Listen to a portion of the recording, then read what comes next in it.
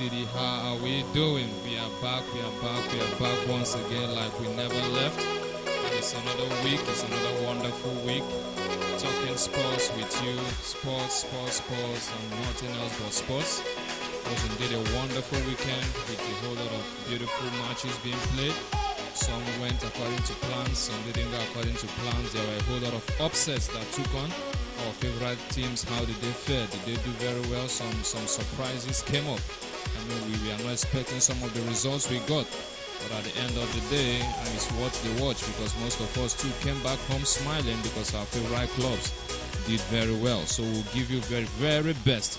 And where else would you rather be? Where else would you rather want to get the very best for sporting entertainment than on your darling dial 1Radio FM 97.3, and we are reaching you right here live and direct from the city of Port Harcourt, and we are giving you the very best, dishing it right there for you, right there, serving it to you hot as it is from your number one and your darling dial 1Radio FM 97.3 megaband, and we are giving you the very best of sports roundup. And I go by the name. Yes, I've gotten a new baptismal name. I've gotten a real new baptismal name. So I'm now Icon Sports, or you call me Icon the Champion. I will be the very best. All thanks to my good brother, Daddy the Great. He has given me a new name. And I think that is a wonderful name to go with the sports.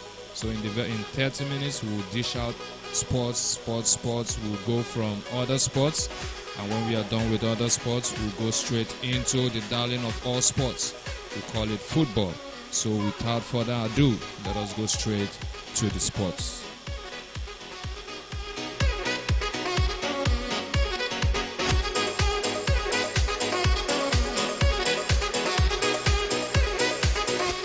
Okay. Without taking much of your time, we will start straight up from the world of boxing.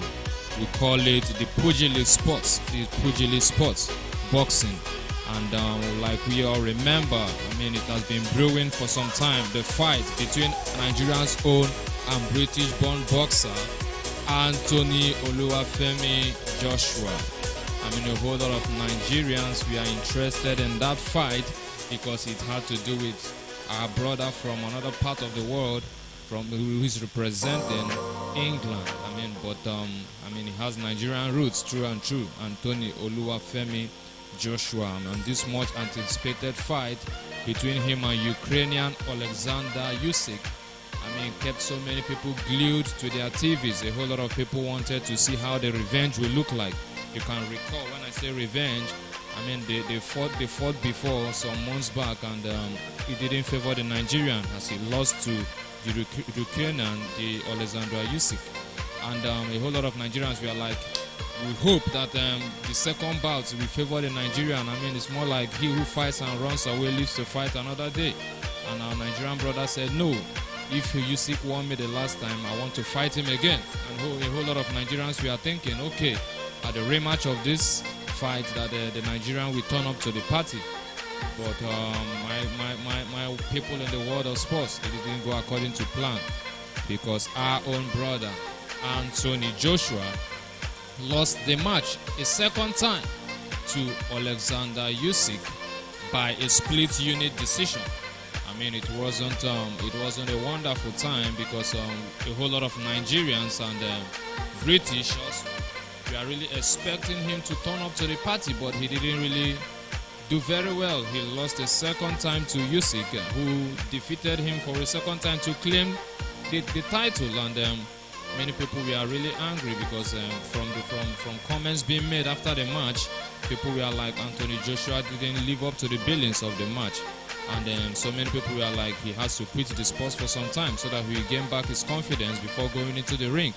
But all that being said, Anthony Joshua lost again to the same opponent, Alexander Usyk, by a split decision. The Nigerian was visibly angry after the match because he felt very disappointed in himself, and at some point he also felt disappointed in the judges, because he felt that maybe they could have done better, because to him he felt he could have scored higher than he was given. But at the end of the day, the decision was made and he lost the bout. But at the end, he came back as a champion, as a true champion, to congratulate the winner, and to wish him well in his future career, hoping that he would do well in other matches, and saying that for Usyk to win him, he meant that the young man has really put up a whole lot of good work for him to be able to defeat him. So, that is the spirit of sportsmanship. Despite him being on the losing side, he was still able to go ahead to try to encourage the winner and to bounce back. That is how sports should be. Win or lose, you should accept defeat when you lose, and you also accept victory when you win. So that is the spirit of sportsmanship. It's not a do or die affair. So we are hoping that our brother Anthony Joshua will bounce back better, stronger in the future, and make Nigerians proud as he has always done. All the best to him, and big congratulations to Ukrainian Alexander Usyk.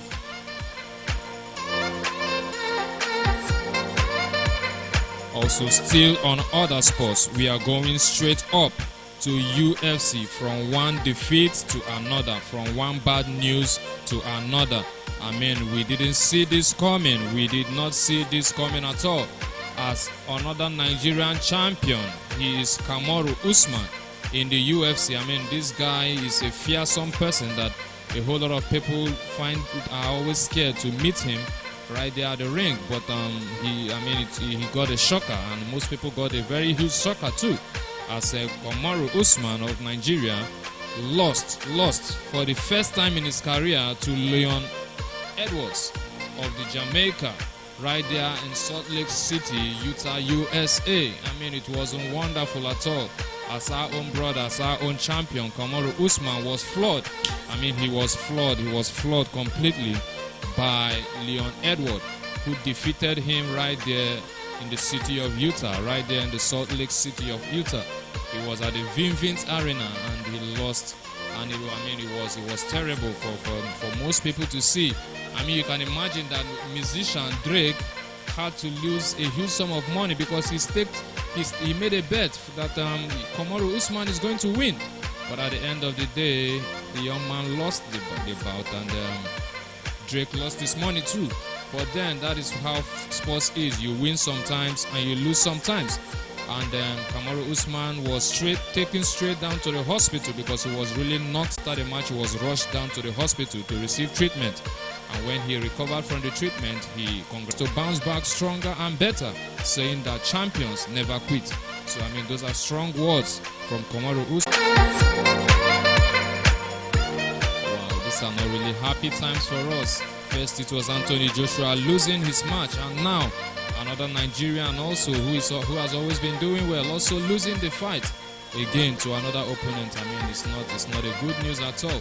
But we are just hoping that these guys will bounce back and do better in their next bout.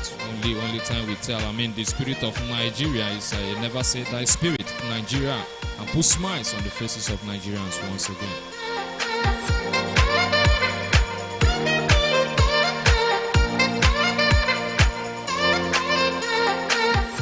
Yes, you are still on your darling dial. 1Radio FM 97.3, and we are reaching you right here from the day to talk sports with your champion. And we are giving you the very best of sports, and we just finished other sports. As it's always our tradition, we always start with other sports before we jump into the king of all sports called football. So right now, without taking much of your time, we are delving straight into the world of football.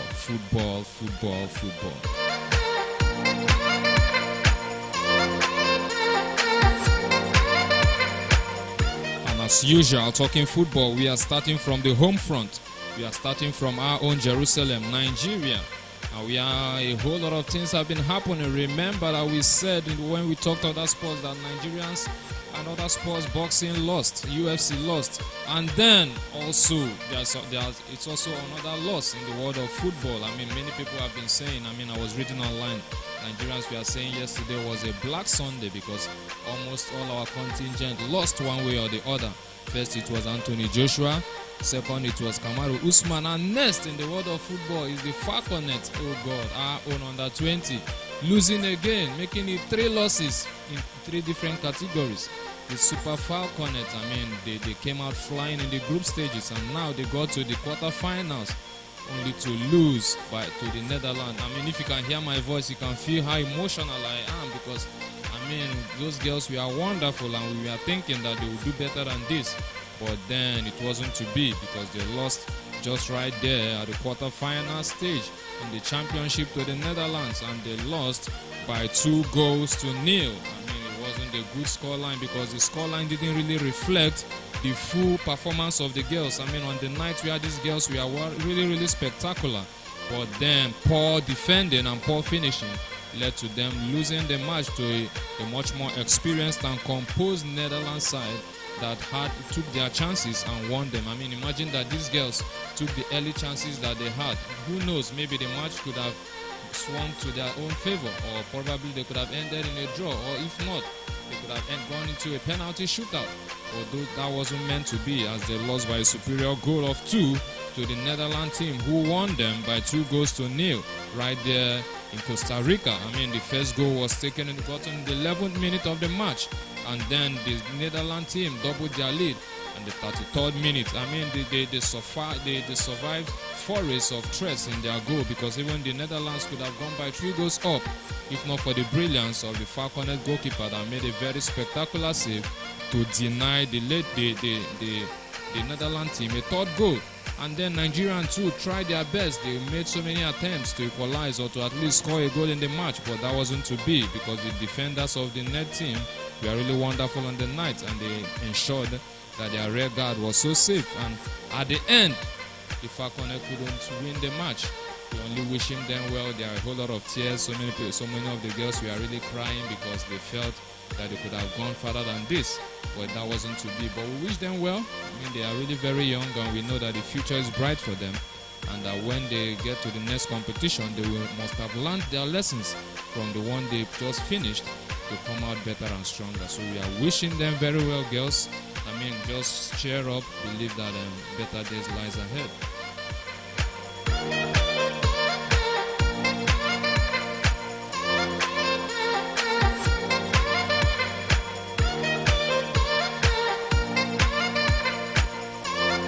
Okay, still talking sports, still talking football. We are leaving the Nigerian scene now, and we are going straight on the degree and frequency of 97.3.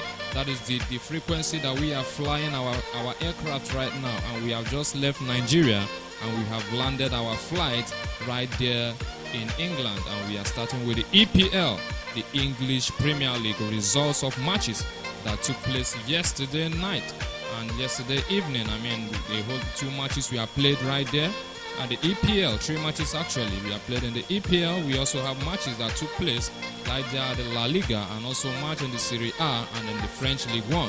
So first of all, as it has always been our tradition, we are starting from EPL, which is what they call the best league in the world. I mean, that can be argued, but then that is what it is. So we are starting from the English Premier League, and we can tell you clearly that it wasn't a wonderful evening, it wasn't a wonderful afternoon for the blue side of England, for the blue side of London. They call them the CFC, they call them Chelsea Football Club, as the Blues of Chelsea were not able to defeat their counterpart Leeds Football Club right there at the Leeds ground at the Elland Road. As the match ended, can you guess what? It ended not by 1, not by 2, but by a whooping scoreline of 3-0. I mean, who saw that coming?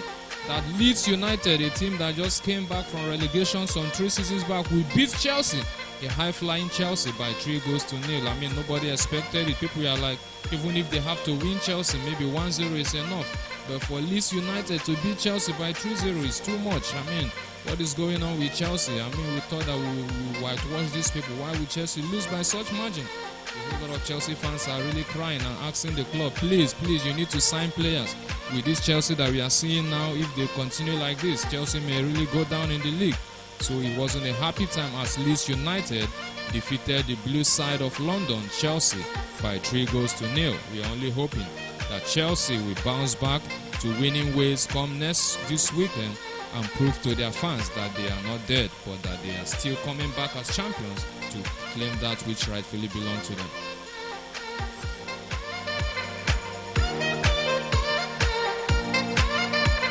Yeah, still in the EPL, we are not done yet with the EPL. We can also tell you that West Ham United, the team that has been coached right there by David Moyes, lost to high-flying Brighton and Hove Albion. Remember, the same Brighton that won Manchester United right there at the first match of the season by 2-1. That same Brighton defeated West Ham right there in their house, at their very backyard. It's like you invited somebody to your house and the person beat you right there in your house and left. That is what Brighton did to West Ham. They came to West Ham house and beat them mercilessly, as Brighton defeated West Ham United by 2-0. I mean, Brighton right now are flying really high. They are doing well for themselves. They are picking up away points. They are picking up home points. I mean, I hope that this is not what we call initial gragra, as most Nigerians call it. I hope that when the right time comes, that they can keep this tempo high, or let it not be that they are just winning for the start and when the time comes they'll start losing matches. But for now, we can say that Brighton are really doing well as they defeated West Ham by 2-0.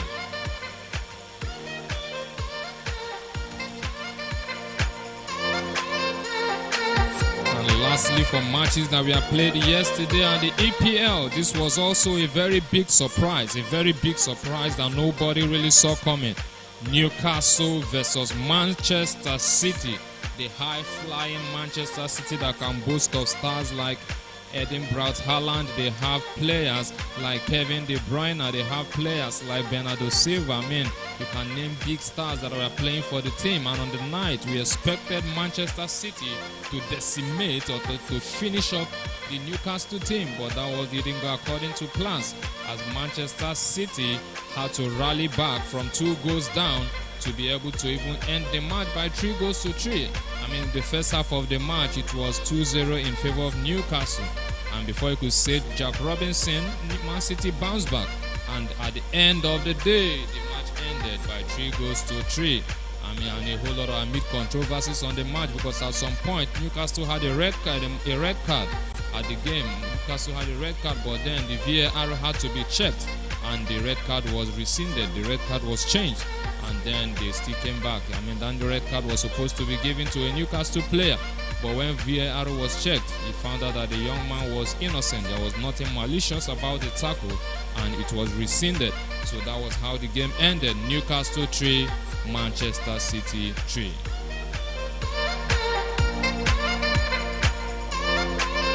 Okay, we run straight up into La Liga, the Spanish league, the La Liga Santander, as they call it, La Liga Santander, as they call it right there in Spain.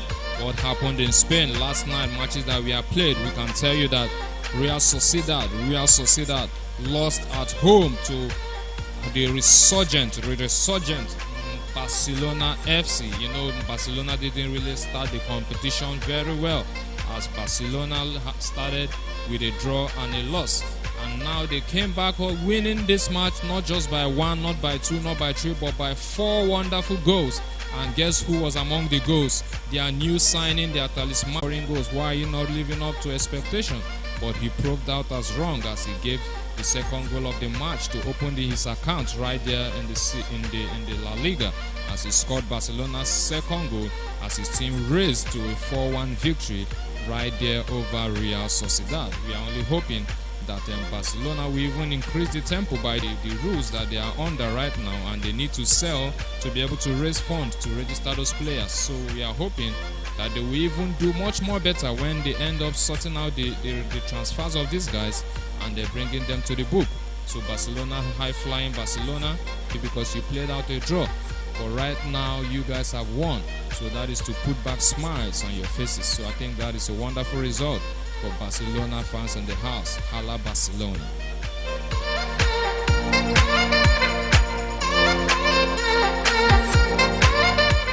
Right there too, it wasn't only Barcelona that were on parade in the La Liga yesterday. Other teams also were on parade. There were other teams that also played their matches right there in Spain at the La Liga. And we can tell you that Atletico Madrid, whoa, what is going on? Atletico Madrid lost by 2 goals to Villarreal. Wow, at home. It was very terrible, as the Stadio Stadio Metropolitano Stadium right there in Spain, the Metropolitano Stadium, the home stadium of Atletico Madrid. They lost at home. Someone came to your backyard and won you. I mean, it's crazy. They lost by 2 goals to Samuel Chukwueze's club, Villarreal. Though Samuel Chukwueze didn't start the match, he came in the 76th minute as a substitute, and he gave his own quota to ensure that his team won the match. And the Yellow Submarine of Villarreal were able to defeat Atletico Madrid right there at their home front by 2 goals to 0. Wow, that is not a good news for Atletico Madrid fans at all.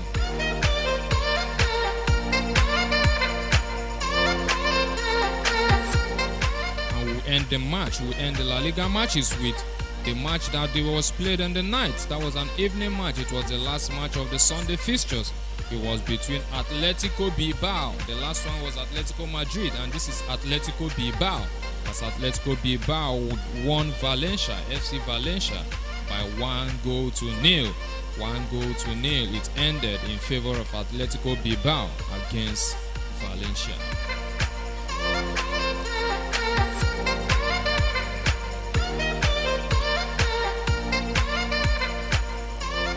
Now, leaving the La Liga, we go straight to the Serie A. The Serie A, we have left Spain and we are heading to Italy right now. The Serie A, they call it the Gentlemen's League, the League of Gentlemen. That is what they call the Serie A, the Gentlemen's League, because that is where you have matured men playing football.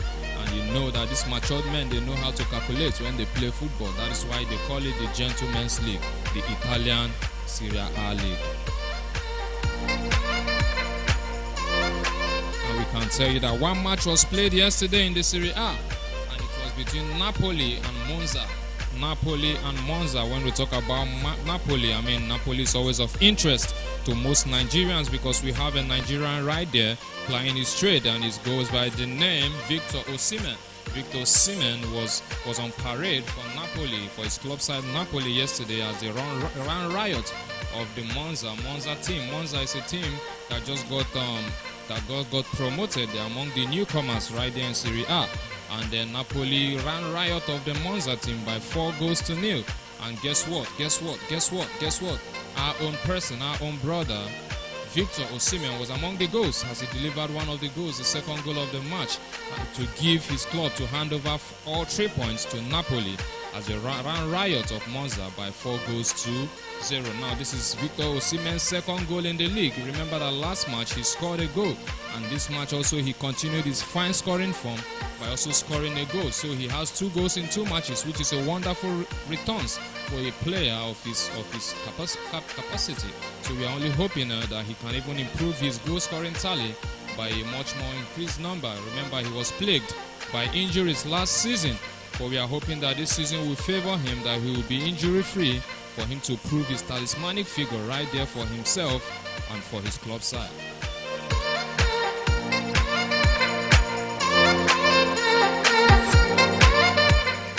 Okay, leaving Serie A now. So leaving Serie A, we are going straight into the French League 1. The French League 1, or we call it the League 1 or the French League. And what happened right there in the French League 1? It was Lille Metropole. They lost, they lost scandalously to PSG, Paris Saint-Germain.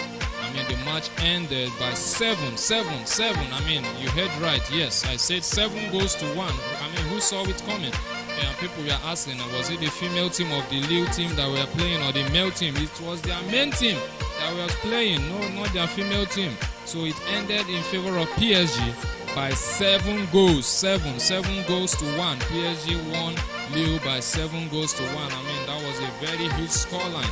Among the goals, we have Kylian Mbappe, who had a hat-trick. Also among the goals, we have Hakimi, who was also among the goals. We had Lionel Messi, who also had a hand in one of the goals. And we had Neymar Jr., who scored 2 goals in the match to make it a 7 goals to 1 victory right there at the home front of Lille. I mean, this wasn't a wonderful result for Lille because they are a very big team when it comes to French football. For them to lose scandalously by such huge margin didn't really tell well of the team, and we are just hoping that this will be a springboard for them to at least change their plans and try to get better in subsequent matches. We're only wishing them the very best of luck when next they have an opportunity to play.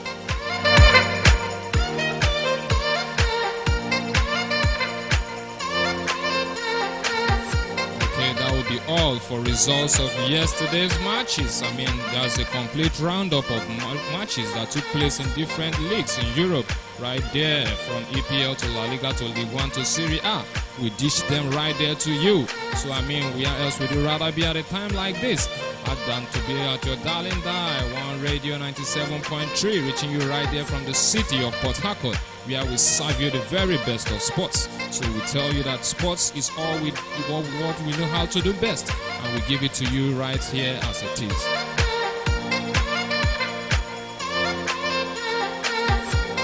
And leaving results now of yesterday's matches, we go straight into transfer window.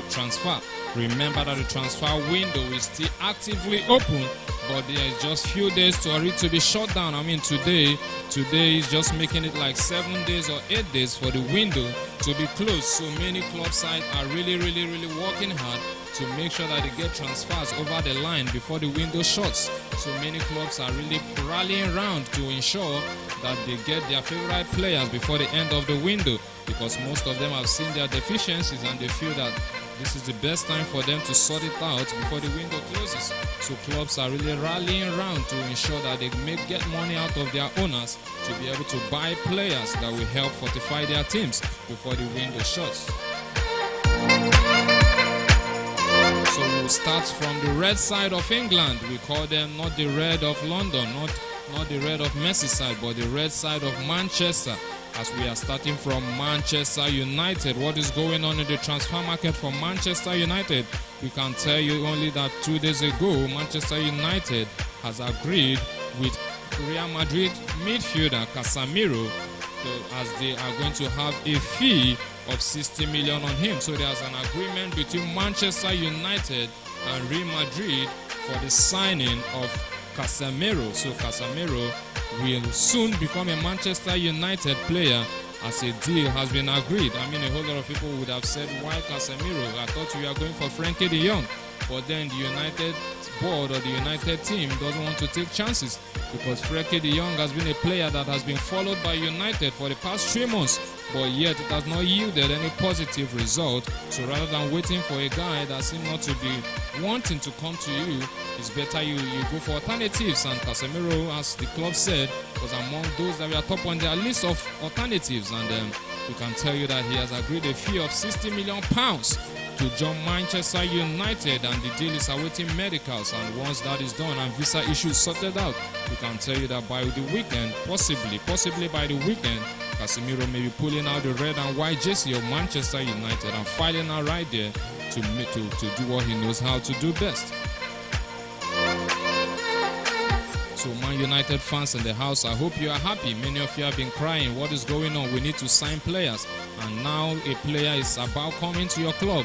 Not just any player, but a player at the level of Casemiro. I mean, he will be a very good inclusion for the club that really needs a defensive midfielder to be able to sit in front of a shaky defense and ensure that they have enough cover for them not to be leaking too many goals as they've done. So I think Casemiro will be a very good addition to the United side, as he will bring, a whole lot of experience and also bring a championship mentality, considering the fact that he has won so many trophies during his time right there at Real Madrid.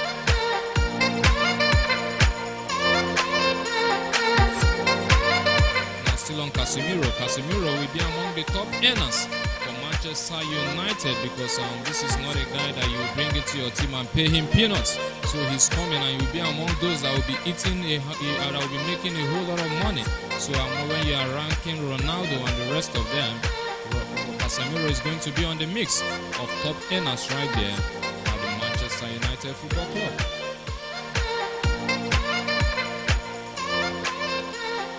Still on Manchester United, we can also tell you that Ajax winger Anthony is pushing for a move to Manchester United.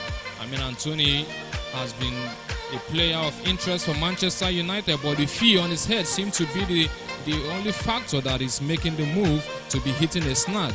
as his club are demanding a whooping sum of £80 million for a player that just joined them in 2020, and though he has lit Europe up with wonderful and eye-catching performances, but then the amount for a player of Anthony's caliber seemed to be too much, and the Manchester United at some point had to decline the move. But the player himself seemed eager to be reunited with his former manager Erik ten Hag, who now coaches United, and he wants to make the move, and he's trying to tell all parties, both his club and the agent, to try to make sure that the move goes on before the window closes. But then United are being very careful not to just spend such huge amount of money on a player who just had a breakthrough season last season. Anthony yesterday was omitted from the team squad. He's always a starter for the club, considering his status right there as one of the key players for the club. But then it came as no surprise, or as a surprise to many, because he wasn't named in the match day squad. He wasn't even on the bench at all. And after the match, the coach had to clear the air by saying that Anthony said he was not in the right frame of mind for the match, so he had to be left out of the team for him to focus on other things. And I think among the reasons why Anthony wasn't in the match was him pushing for a move to Manchester United, and then we are only hoping that both clubs will reach out a compromise to ensure that the player comes to Manchester United, since he has it in mind.